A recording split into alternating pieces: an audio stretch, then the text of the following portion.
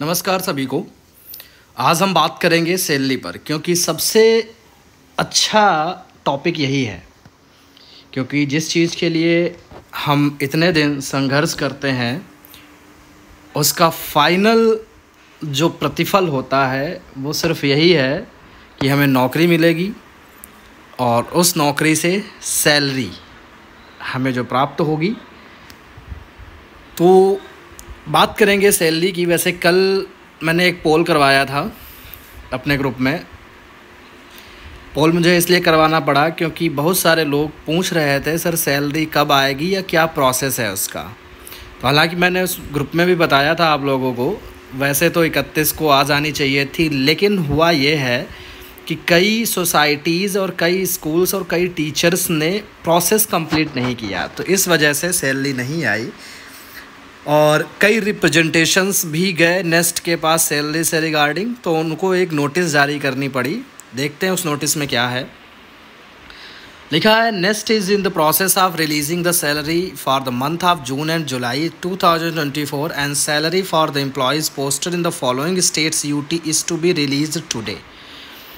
इन्होंने कहा है कि प्रोसेस में है सैलरी वाला काम, जिसमें 1 तारीख की नोटिस है। ये आप लोग ऊपर देख सकते हैं, ठीक 1 तारीख की नोटिस है।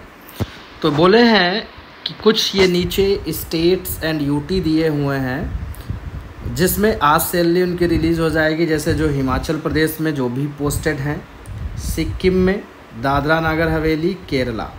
और अगर देखा जाए तो इन जगह बहुत ही कम टीचर्स की पोस्टिंग हुई है, बहुत कम। तो इन लोगों की सैलरी आज हो सकता, क्योंकि मैं वीडियो लेट बना रहा हूँ, आ भी गई हो, क्योंकि ये नोटिस आए हुए 4-5 घंटे हो चुके हैं। तो हो सकता आ भी गई हो, और अगर नहीं आई है तो देर रात तक आ जाएगी। तो ये 4 स्टेट हैं जिसमें सैलरी का प्रोसेस आज ही कंप्लीट हो जाएगा, उनके अकाउंट में क्रेडिट हो जाएगी। हाँ, मैं ये ज़रूर कहूँगा कि आप मुझे एक बार कैलकुलेट करके बता दीजिएगा कितनी सैलरी आई है। ये बता दीजिए किस तारीख को आपने ज्वाइन किया था, तो मैं एक एस्टीमेट, एक इवेलुएट कर लूँगा कि इतने दिन की आपकी सैलरी रिलीज़ करी गई है। फिर इसके बाद आगे point number 2, salary for the employees posted in Karnataka, Tripura, Uttarakhand will be release in the next 2 days. ऐसे टीचर्स या ऐसा स्टाफ नॉन टीचिंग भी जो कर्नाटका, त्रिपुरा और उत्तराखंड में पोस्टेड है, उनकी जो सैलरी आएगी वो 2 दिनों में नेक्स्ट आ जाएगी। जैसे आज 1 तारीख है, 2 या 3 को आ जाएगी। तो यहाँ भी देखा जाए तो बहुत कम टीचर्स की ही पोस्टिंग हुई है।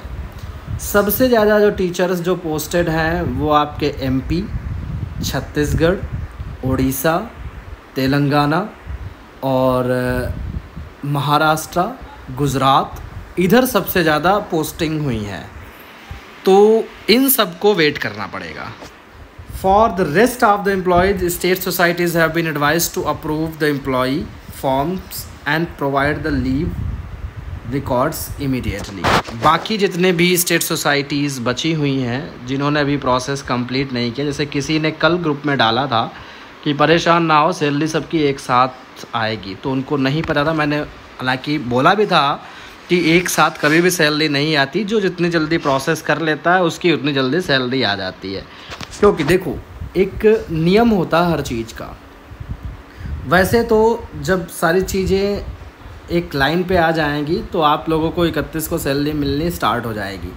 होता क्या है कि नए प्रिंसिपल्स भी हैं, कॉन्ट्रेक्चुअल टीचर्स के लिए भी नया ये प्रोसेस है, तो उनको भी नहीं पता है कैसे करना, क्या करना है। 25 तारीख तक हमें अटेंडेंस HRMS पोर्टल पे फिल करनी होती है, क्योंकि विदाउट अटेंडेंस प्रोसेसिंग के सैलरी आपकी रिलीज़ नहीं होती। यानी प्रिंसिपल को यहाँ से लॉक करना होता है उस अटेंडेंट को और आगे फॉरवर्ड करना होता है।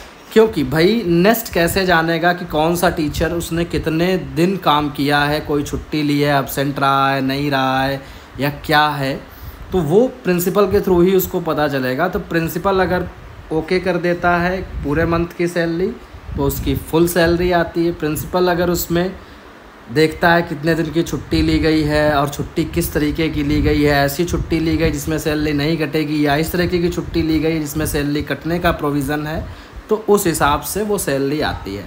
तो इसीलिए मैंने कई बार लोगों को बताया था कि आप प्रिंसिपल से अपने प्रोसेस करवा दें ये, क्योंकि आपने तो फॉर्म फिल किया होगा। फिर अटेंडेंस जो लॉक करता है वो प्रिंसिपल करता है।